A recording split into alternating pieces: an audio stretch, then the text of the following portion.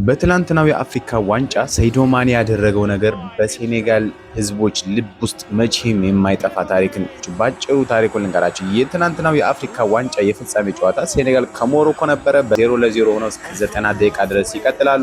በመጨረሻ ደቂቃ ጭማሪ ደቂቃ ላይ ግን 60 ሰከንድ አካባቢ ሲቀረው ሞሮኮዎች ይህንን ፔናልቲ አጋጣሚ ያገኛሉ። ይሄ ኮንትሮቨርሻል የሆነ ፔናልቲ ነው። ዳኛውም ቫሪያውና እንግዲህ ይህንን ፔናልቲ ብለው ይወስናሉ።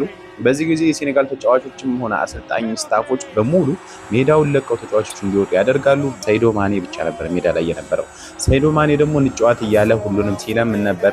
ሰይዶ ማኔ በመጨረሻ ሄዶ ከመልበሻ ክፍል ተጫዋቾችን ጠርቶ ያስመጣቸዋል። ከዛም ፔናልቲውን እንዲመታ ያደርጋል። ፔናልቲውን የመታው ብራሂም ዲያዝ እንግዲህ ማኔን ይሞክራል። እንዲህ በቀላሉ ኳሱን ይይዘዋል። ከዛ በኋላ ጨዋታው ያልቅና ደቂቃው ያልቃል።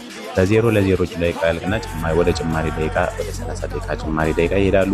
በ94ኛው ደቂቃ ላይ ሴኔጋሎች አሪፍ ድንቅ ጎል ኩያ ያገባል። በዚህ ጊዜ 1-0 መምራት ይጀምራሉ። ጨዋታውም በዚህ ሁኔታ ያልቃል። 1-0 አለቀ። ሴኔጋል ዋንጫውን በላች።